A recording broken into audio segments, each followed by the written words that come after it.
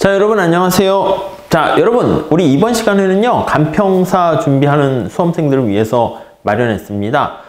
시험 전날 시험에 가장 많이 나오는 토픽을 간단하게 한번 짚고 넘어갔으면 어떨까 하는 생각에서 마련했는데요. 이 시험이 사실 또 코로나 바이러스 때문에 연기가 됐어요. 그래서 이 강의도 한번 뒤로 연기할까라고 했었는데 그것보다는 그냥 하기로 한 김에 한번 간단하게 한번 설명드리고 나중에 뒤에 또 여러분들이 원하시는 강의가 있으면 다시 한번 준비를 해서 여러분들이 시험 보시는데 도움이 될 수 있도록 한번 노력해 보겠습니다. 자, 먼저 미시경제학 파트를 먼저 볼 텐데요. 시험에 자주 출제되는 것 중에 하나가 시장이론입니다. 그 시장이론 중에서 완전경쟁시장에서 종사하는 기업인데요. 완전경쟁시장이라고 하면은 경쟁이 굉장히 치열합니다. 그랬을 때 개별 기업은 거기서 프라이스 테이커로 활동하게 되죠. 그걸 뭐라고 한다?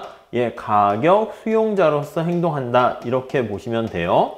이게 제일 중요한 건데 가격 수용자로서 행동한다라는 얘기는 바로 뭐냐면 시장에서 결정된 가격을 받아들이는 겁니다. 그러면 이 P가 바로 평균 수입이면서 MR이 된다라는 거 잘 떠올리시면 될 것 같습니다. 독점과 가장 중요한 차이점이죠. 독점일 땐 제가 뭐라 그랬습니까? 가격 설정 능력을 가지고 있다는 겁니다. 그래서 시장에서의 가격은 생산량에 의해서 영향을 받게 되고 독점인 경우에요. 이때는 독점과 같은 아니면 뭐 불안정 경쟁 시장이라고 보시면 돼요. 이 시장에서의 가격이 MC, MR보다는 크다라는 게 이제 하나의 특징이죠. 여기서는 완전 경쟁 시장에 대해서 제가 설명을 드리려고 하는 것이고요. 이걸 이용해서 살펴보는 것인데 문제는 시험에 가장 많이 나오는 것 중에 하나가 그냥 단순한 단기 균형이 아니라 장기 균형이다 라고 생각을 하시면 될 것 같습니다. 아셨죠? 그게 차이가 나? 맞습니다. 시장 전체랑 개별 기업을 같이 나누고 봐야 되는데요. 자, 우선 시장 전체는 우리가 마켓이라고 할게요. 시장 전체라고 하면은요. 전체 형태를 나타내는 건 우리가 일반적인 수요 공급 곡선하고 똑같습니다. 여기가 Q가 되고요. 여기가 P 이렇게 되는데 시장에서의 수요 곡선이 이렇게 있고 공급 곡선이 이렇게 있어요. 그때 여기서 균형 가격과 균형 수량이 결정돼요. 이게 시장 전체 기업의 총 생산량이고요. 이 시장의 가격이 균형 가격이 이렇게 형성이 됐다라고 합시다. 자, 그럼 장기에는 개별 기업들은 이 가격을 받아들인다라는 거에 초점을 맞추시면 되거든요. 자, 여기다 개별 기업의 형태를 한번 볼게요. 자, 이거는 개별 기업이에요. 펌이라고 할게요. 대표적인 개별 기업 하나가 있는데, 자, 시장에서 결정된 이 가격을요, 받아들입니다. 그래서 우리가 이 시장에서 결정된 가격을 받아들인다 해서 이게 수평으로 이렇게 되는 거예요. 이해되시죠? 그게 저 앞에 나와 있는 요거야. 시장에서의 가격은 바로 AR이자 MR 이렇게 되는 것입니다. 자, 그래서 이게 바로 어떻게 되는 거냐면 P, AR이자 MR이라는 거 잘 생각하시면 될 것 같고요. 이렇게요. 자, 개별 기업의 생산량이기 때문에 이거를 우리가 소문자 Q라고 씁시다. 소문자 Q라 쓰고 여기 P 이렇게 똑같이 있어요. 자, 그러면 완전 경쟁 기업에 종사하는 개별 기업 입장에서는 시장에서 결정된 가격을 받아들이는데 그때 기업의 평균 비용 곡선이 U자 형태를 보이는데 어떻게 되는가를 잘 보셔야 됩니다. 여기 보시면은 요거를 바람으로 합시다. 네, 이렇게 보면 U자 형태인데 이렇게 해서 이런 식이 돼요. 그래서 이게 LAC 이렇게 됩니다. 그래서 장기 평균 비용 곡선의 최저점에서 생산량이 결정을 하게 돼요. 이 개별 기업의 최적 생산량이다 라고 생각하시면 돼요. 그래서 이게 만약에 10개다 라고 하면은 개별 기업은 10개를 생산하는 게 가장 바람직하고요. 시장에서는 가격이 만약에 올라가거나 내려가서 개별 기업이 직면하는 가격이 올라가게 되면 플러스 이윤을 누리게 되잖아요. 그러면 신규 기업들이 진입해 가지고 당연히 공급 곡선은 우측 이동해서요. 다시 또 원래 초과 이윤을 누리지 않거나 손실이 없는 상황에서 멈추게 돼요. 그래서 여기 나와 있는 개별 기업이 직면하는 장기 균형 상태다라고 하면 언제나 요 얘기가 나오잖아요. 완전 경쟁 시장에서 요거 떠올리셔야 됩니다. LAC의 최저점에서 생산량이 결정되고요. 생산하게 되는데 그때 여기 나와 있는 요거 있잖아요. 요거 LAC가 요거 다 똑같게 됩니다. MC도 당연히 여길 지나가요. 이렇게 LMC 당연히 이렇게 지나가죠. 자, 그러면 개별 기업이 생산하는 게 지금 10개라고 그랬잖아요. 그러면 여기 나와 있는 것처럼 10개를 생산하게 되면 시장 전체 생산량이 만약에 100개라고 할게요. 100개라고 하면은 요거를 우리가 알 수가 있습니다. 요 안에 개별 기업이 몇 개 존재하는가, 시장에 기업들이 몇 개 존재하는 것을 알아낼 수 있어요. 기업의 수 찾는 거 굉장히 중요하다고 제가 말씀드렸는데, 그래서 시장 전체 생산량을 개별 기업의 최종 생산량으로 이렇게 나눠주게 되면, 이 경우는 전체 생산량이 100개잖아요. 개별 기업은 10개씩 생산하게 되는 거니까 시장의 기업은 10개 있다라고 보시면 되겠습니다. 요거 계산 문제로 자주 출제가 될 수 있으니까 좀 잘 준비하시면 좋겠고요. 다음 볼게요. 자, 다음 두 번째 토픽은 뭘 할까 했는데, 독점 기업의 특성, 완전 경쟁 시장하고 비교해가지고 독점 기업의 특성을 좀 살펴볼 필요가 있을 것 같습니다. 자, 그래서 한번 볼까요? 자, 독점 기업은 여러분들 시장 지배력, 가격 설정 능력을 가지고 있어요. 그래서 그것을 우리가 프라이스 메이커다 이렇게 얘기를 하게 되고요. 프라이스 메이커는 가격을 설정할 수 있는 힘을 갖고 있어요. 그래서 어떻게 됩니다? 예, 여기 나와 있는 가격 차별이 가능하다 이렇게 끌고 가게 됩니다. 아셨죠? 자, 그래서 우리가 이 가격 차별의 특성과 여러 가지 내용을 보셔야 되는데, 가격을 마음대로 조정할 수 있는 힘이 있잖아요. 그래서 우선 첫 번째 보셔야 될 거는 1급 가격 차별이에요. 1급 가격 차별. 이게 왜 1급이라고는 말이 붙었냐고 하면 가장 세다라고 생각하시면 돼요. 자, 완전 가격 차별이라고 합니다. 여기서 완전 퍼펙트라는 뜻인데, 소비자 잉여를 모두 가져간다는 거예요. 소비자 잉여를 기업이. 그래서 완전 가격 차별 이런 식으로 얘기해요. 그래서 소비자 잉여가 빵이다 라고 생각을 하시면 될 것 같습니다. 자, 아시겠지만요, 소비자 잉여는 하나도 없어. 그래서 수요 곡선이 우하향하는 경우에 뭐 이게 MC 곡선이 여기 있다 할게요. 그러면 원래는 MR 곡선을 찾아가지고요, 기울기가 2배 가파르게 MR과 MC에서 만나는 데서 최적 생산량이 결정되고 가격을 이렇게 형성하게 되는데, 이렇게 1급 가격 차별이 가능한 경우에는요, 생산량을요, 여기 나와 있는 것처럼 여기까지 늘릴 수가 있고요. 그 다음에 소비자가 지불하려고 하는 가격을 다 받아내는 거예요. 그래서 이거를 다 받아내는 걸 알 수가 있습니다. 자, 그래서 독점 기업 같은 경우에는 소비자 잉여가 빵이다라는 걸 알 수 있는데, 수평축에 뭐 이런 얘기는 뺄게요. 그래서 소비자 잉여는 제로가 됩니다. 소비자 잉여는 빵이 되고요. 근데 여기까지 할 수가 있으니까 여기까지 한다라고 하면 우리가 효율적인 생산을 할 수 있다라는 것까지 정리를 하시면 될 것 같습니다. 아셨죠? 그 정도만 보시고요. 그 다음에 완전 가격 차별이 좀 너무 현실에서는 부합하기가 좀 그래가지고요, 2급 가격 차별을 우리가 사용하게 됩니다. 2급 가격 차별이라는 것은 구간별 가격 차별이다 이렇게 보시면 되는데요. 2급 가격 차별 이렇게 돼 있고요. 완전 여기 보시면 가격 차별은 소비자 잉여가 하나도 없는데, 여기서 일부 조금씩 뜯어가는 거예요. 쉽게 얘기하면 이렇게, 여기다 그냥 다시 그릴게요. 여기다 이렇게 보면 수요 곡선이 이렇게 있잖아요. 그러면 가격을 이렇게 구입량에 따라서 이렇게 다른 가격을 설정한다 라고 보시면 돼요. 그래서 구입량이 이렇게 Q0, Q1, Q2 된다라고 하면 가격을 조금씩 P0, P1, P2 이렇게 낮은 가격을 설정하게 되고요. 자, 그러면 독점 기업이 갖게 되는 이득은 어떻게 됩니까? 라고 하면 이렇게 되는 걸 알 수 있어요. 완전 가격 차별보다는 조금 이렇게 줄어들어요. 독점 기업이 가져가는 잉여는. 그렇지만은 그래서 소비자 잉여가 일부 존재합니다. 요만큼이 바로 소비자 잉여가 존재한다라는 게 특징입니다. 아시겠죠? 그래서 여기까지 생산한다고 하면은, 자, 그래서 소비자 잉여는 일부 있어요. 소비자 잉여가 일부 존재하고요.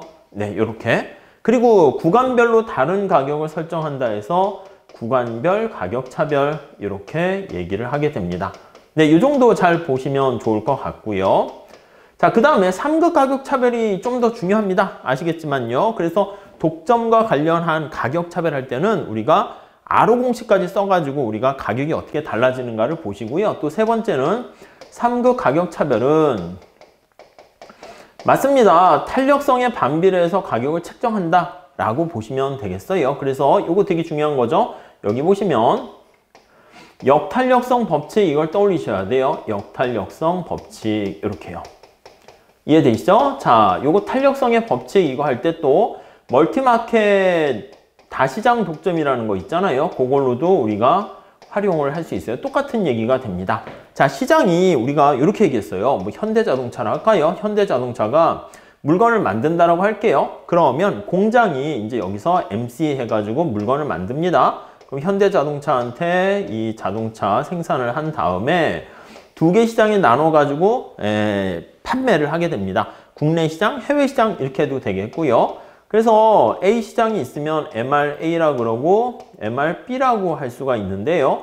여기 나와 있는 MRA와 MRB가 같을 때가 바로 최적 생산이 되는 거죠. 그래서 어떻게 됩니까? 배급을 할 때 우선 첫 번째는 요거 두 개가 같을 때가 할당을 정확하게 하게 되는 것이고요. 그 다음 또 하나 보셔야 될 게 뭐가 있습니까? 맞아요. 요거랑 그래서 전체 몇 개를 생산해야 되는데 요 MC랑 MR이 같아지는 데에서 전체 생산량이 결정돼요. 그래서 전체 생산량이 만약에 A와 B 이게 합친 게 시장에 합친 게 이게 있다라고 하면 어떻게 할당하는가 이걸 보셔야 되는데 요거 두 개가 똑같다는 거에 포인트를 맞추시면 돼요.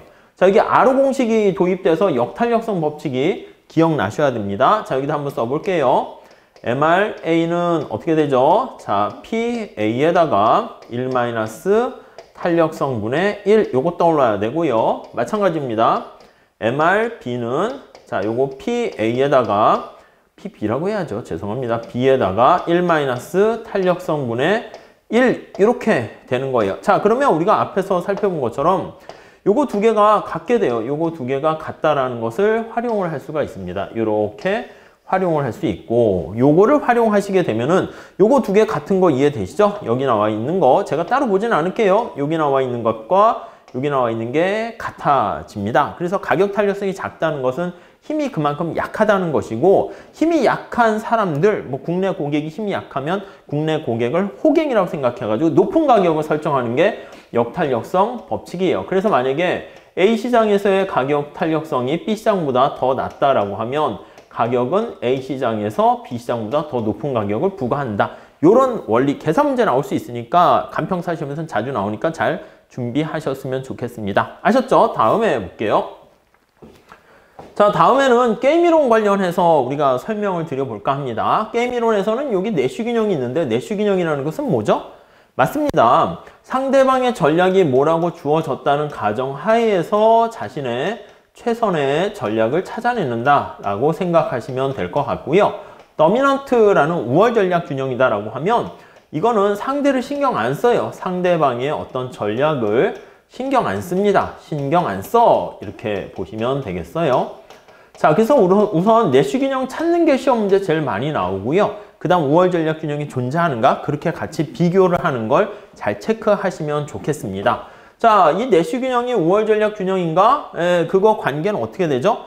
우월 전략 균형이 존재 가능성이 조금 더 희박해요. 그 얘기는 뭐냐면 우월 전략 균형이 존재하면 바로 내슈균형이 되는데 내슈균형이라 해서 우월 전략이 되는 것은 아니다라는 것이죠. 그래서 우월 전략 균형이 있으면 내슈균형은 이렇게 포괄 범위가 좀 더 크다라는 거 보시면 될 것 같고요. 여기 나와 있는 내슈균형은요, 항상 파레토 효율적인 건 아니에요. 자, 우리가 알고 있는 용의자의 딜레마 있죠. 죄인의 딜레마다라고 해서 이게 상대방을 신경 쓰지 않으면서 자신의 개인적인 이득을 취하다 보니까 구성의 오류처럼 전체적으로는 바람직하지 않은 결과를 초래하게 되는 것을 죄인의 딜레마라고 얘기하고요. 이거는 파레토 효율적이 아닐 수 있습니다. 파레토 효율적이 아닐 수가 있어요. 아닐 수 있다. 그러니까 파레토 개선이 가능하다는 겁니다. 그래서 개인 입장으로 봤을 때 아주 효율적인 게 집단 전체 효율성과는 다를 수 있다라는 거 잘 보시면 될 것 같고요. 문제 많이 있으니까 여러분들이 요 죄인의 딜레마 비슷하게 해가지고 좀 보시면 좋겠고, 여건이 되면요, 우리 혼합 전략 균형 같은 거 있잖아. 확률로 표현하는 거. 그것도 조금 보시고요. 조금만 더 되면 최소 극대화의 원리. 그러니까 가장 나쁜 상황을 좋게 만드는 보수적인 전략 있잖아요. 그것도 좀 신경 썼으면 좋겠습니다. 그리고 보통 우리가 얘기하는 게 동시형 게임으로 해서 가위바위보 하는 것처럼 나타내는데 이렇게 나무가지 모양으로 추리형으로 나오는 것도 있어요. 이런 경우는 어떻게 됩니까? 우리 균형을 찾을 때. 자, 균형 찾을 때 이게 거꾸로 해서 찾는다고 제가 말씀드렸죠. 이렇게 가는 거예요. 이렇게 거꾸로 가는 것을 뭐라고 합니까? 하면 역진 귀납법이다. 이렇게 얘기한다고 그랬습니다. 귀납법 접근 방법. 네, 이렇게요. 백워드 인덕션이라는 표현을 쓰잖아요. 그래서 그거 한번 보시면 되는데, 자, 여기에 부분 게임이 이제 존재하는데 그걸 좀 보세요. 여기 이렇게 부분 게임이 존재합니다. 이렇게.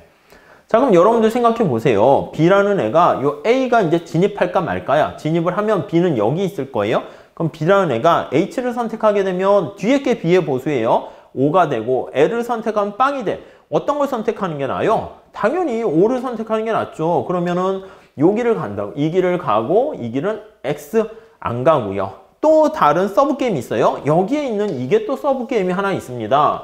자, 만약에 진입기업이 여기 보시면 H를 할까 L을 할까 라고 고민한다고 하면 H를 하면 12의 보수를 얻는데 L을 하면 8을 얻게 되잖아요. 그럼 12가 좋아요? 8이 좋아요?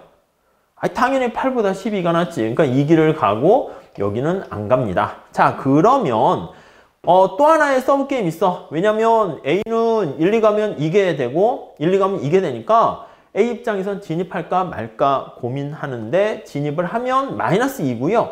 진입을 하지 않으면 빵 이렇게 되는 결과를 초래할 수가 있게 되네요. 그러면 이때는 진입을 안 하는 게 되겠네요. 이렇게.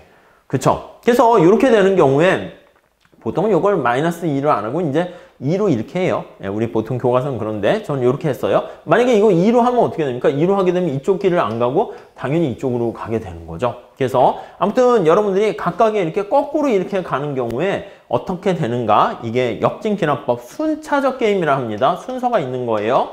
순차적 게임과 관련된 이게 전개형이라고 하죠. 그 정도 내용을 잘 정리하셨으면 좋겠습니다. 아셨죠? 이 정도 보시고요.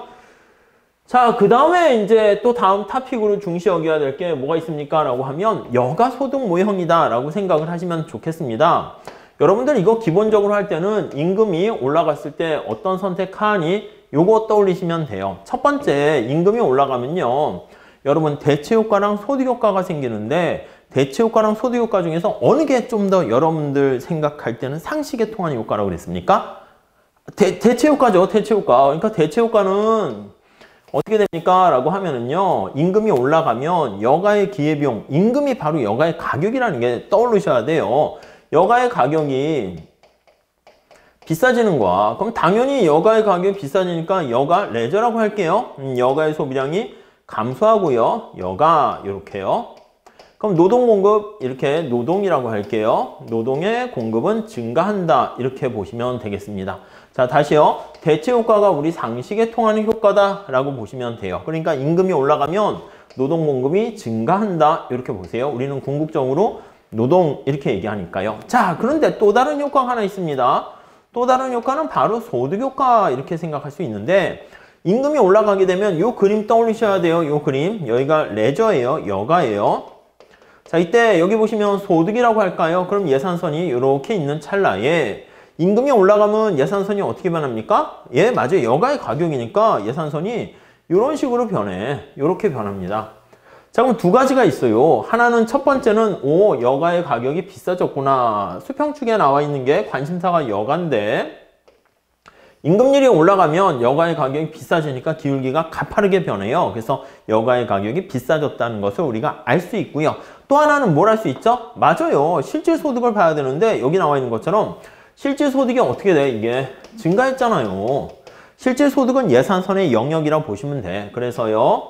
실질 소득이 증가한다는 것을 알 수 있습니다. 그래서 실질 소득이 증가하게 되고 실질 소득이 증가하면 여가의 소비량은 이게 정상제인 경우는 증가하고요. 그러면 노동 공급은 감소한다라는 거 알 수가 있어요. 그래서 보통 여기 나와 있는 것처럼 대체 효과는 우리의 상식에 통하는 효과고요. 소득 효과는 약간 삐딱선이 효과다. 이렇게 생각을 하시면 돼요. 자, 그러니까 둘 중에 어느 게 크냐에 따라서 결과가 달라져요. 그래서 상식이 통하는 대체 효과가 소득 효과보다 크게 되면은 임금이 올라갔을 때 당연히 사람들은 일을 더 많이 해요. 노동 공급 곡선이 우상향한다라는 거 알 수가 있고요. 만약에 대체 효과보다 소득 효과가 크게 되면은 이게요, 이상한 결과가 나와. 임금을 더 주는데 사람들이 노동 공급을 줄이는 결과가 나옵니다. 이게 노동 공급의 후반 굴절하는 경우다라는 거죠. 자, 그러면 주의하셔야 될 게 뭐야? 여기 보시면 이렇게 후반 굴절하는 경우는 시험에 자주 나오는 게 여가가 열등제를 해서 그러냐? 아닙니다. 여가가 열등제가 되는 경우가 되면 오히려 후반 굴절하는 상황이 발생하지가 않습니다. 그래서 여기다 여러분들이 보셔야 될 거는 여가가 정상제라는 가정하에서 얘기를 해요. 자, 만약에 한 번 더 들어갈게요. 여가가 만약에 열등제라고 하면, 만약에 여가가 열등제라고 하면, 자, 실질소득이 증가할 때 여가의 소비량이 감소하잖아요. 그럼 노동공급은 증가하니까 이런 경우에는 대체효과랑 소득효과가 같은 방향으로 변해서 후방 굴절하는 결과가 절대 발생할 수 없습니다. 아셨죠? 그 시험에 잘 나와요. 이거 헷갈리시면 안 돼. 여기 보시면 후방 굴절하는 경우가 이상한 효과라고 해가지고 여가가 열등제는 아니에요. 여가가 열등되면 오히려 후방 굴절하는 결과가 절대 나올 수 없다는 거 잘 체크하시면 좋겠습니다. 네, 그 정도 보시고요. 계산 문제도 잘 보셔야 돼요. 시험 문제, 계산 문제가 자꾸 이렇게 뭐 많이 등장하고요. 수업 시간에 말씀드린 것처럼 경작 시험 문제들이 나날이 어려워지고 있어요. 얼마 전에 뭐 회계사 시험도 봤는데 이거는 뭐 공인경제사 시험이냐 이렇게 말 나올 정도로 어려웠었어요. 그렇다고 그거 어떻게 해야 됩니까? 하면은 뭐 어떻게 하긴요. 그냥 열심히 해야 되는데 우선 우리가 뭐 표 암기하고 뭐 이런 거 있잖아. 그게 별로 이제 도움이 안 될 거야. 우리 간평사 시험은 아직 그 정도까지는 아닐 수 있는데 뭐 가능한 한 자기가 풀 수 있는 문제랑 풀 수 없는 문제를 잘 골라내시고요. 그 다음 또 미시보다는 거시부터 좀 잘 보시고요. 그리고 익숙한 계산 문제들 있잖아요. 그런 것들 꼭 중요한 계산 문제들은 반복해 두세요. 그렇게 해서 문제를 선별하신 다음에 마음의 안정과 평화를 유지하면서 좀 약간 응용되는 자료 해석하고 약간 순발력이 필요한 문제들은 여러분들이 그날 컨디션이 좋으면 좀 잘 풀리고요. 안 좋으면 또 잘 안 풀리고 뭐 그렇습니다. 아셨죠? 자, 그 다음에 콥-더글라스 생산함수에 대해서 살짝 한번 보도록 하겠습니다. 자, 콥-더글라스 생산함수는 특징이 좀 있어요. 아시겠지만은 우선 생산함수 자체가 이렇게 있습니다. 뭐 A가 있고 요거 노동에 대한 알파, 그리고 뭐 자본에 대한 뭐 베타라고 합시다. 자, 뭐가 특징이 있을까요? 알파, 베타 값에 따라서 한 개 생산이 체감할 수도 있고 체증할 수도 있고 그래요. 그거 전에 더 보셔야 될 게 뭐냐라고 하면요. 이걸 먼저 보셔야 돼. 알파라는 게 이게 의미가 뭡니까 하면 노동 위에 붙은 거 이해되시죠? 그러면 이게 바로 노동에 대한 탄력성을 나타내요. 뭐에 대한 탄력성? 노동의 탄력성이요. 아니 좀 말이 좀 불충분하지 않습니까? 맞아요. 생산물에 대한 노동 탄력성. 그러니까 노동이 한 단위 증가했을 때 생산량이 얼마나 몇 퍼센트 증가할 거니 그거를 나타내고요. 그리고 이게 또 뭐를 나타냅니까 하면 노동의 분배율을 나타냅니다. 이게 무슨 말입니까? 라고 하면은요. 전체 파이가 100이 있으면 이 알파가 만약에 0.7이고요. 베타가 만약에 0.3이라고 하면은 자, 생산물에 대한 노동 탄력성은 0.7이고요. 전체 파이가 1이라고 할 때 노동자들이 가져가는 분배 몫이 무엇입니까? 하면 70%라는 걸 알 수 있습니다. 아셨죠? 그거 좀 잘 체크하시고요. 우리 핵심 요약 정리에도 보면 요거에 대한 얘기들이 좀 많이 있는데 여러분들이 좀 잘 이 특성을 잘 보셔야 돼요. 그래서 만약에 알파와 베타가 똑같이 2분의 1일 때 이게 이제 가장 흔히 많이 쓰이는 거잖아요. 그래서 요 A가 이제 알파 베타가 요 루트 속에 들어가는 게 제일 많이 나와요.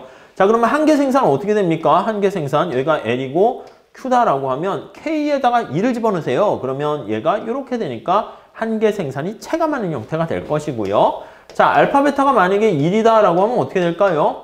그러면 Q는 말 그대로 A에다가 LK 이렇게 됩니다. 자, 그러면 노동에 대한 한 개 생산은 어떻게 됩니까? 예, 우상향하는 직선이 되고요. Q와 L에 초점 맞추셔야 돼요. Q와 L에 초점 맞추면 요 기울기는 어떻게 돼? AL인 거지 뭐. 무슨 말씀인지 아시겠죠? 평균 생산과 한 개 생산이 일정합니다. 자, 만약에 알파와 베타가 2라고 할게요. 그럼 Q가 만약에 AL의 2승, K의 2승 이렇게 되면 한 개 생산이 모양이 노동으로 그려볼게요. 그러면 이렇게 체증적으로 증가하는 거 알 수가 있습니다. 자, 이렇게 각각 알파, 베타에 따라서 어떻게 되는 건데 보통 이제 뭐 0보다 크니 뭐 1보다 작으니 막 이렇게 할 수 있는데 그것보다는 여러분들 간단하게 숫자 넣어서 생각을 하시면 좋겠고요. 이렇게 됐을지라도 우리가 MRTS 있잖아. 등량 곡선으로 표현하는 그 내용을 한번 살펴보시면은요. MRTS는 전부 다 한 개의 기술 대체율이 체감해요. L분의 K의 꼴이 됩니다. 그래서 체감하는 이걸 뭐라고요? 동조적이라는 표현을 씁니다. 원점을 지나가는 방사선의 그 점에서의 등량 곡선의 접선의 기울기는 똑같다라는 것을 알 수가 있습니다. 그래서 이 콥터글라스 생산함수랑 그리고 레온티에프 생산함수랑 그리고 완전 대체제 생산함수 그런 것들 잘 구별해서 정리를 하시면 좋겠습니다. 아셨죠? 여기까지가 아마 미시경장에서 꼭 나오는 문제들이고요. 잠깐 쉬었다가 또 거시경장에서 자주 출제되는 문제들 핵심 포인트 짚어보도록 하겠습니다. 감사합니다.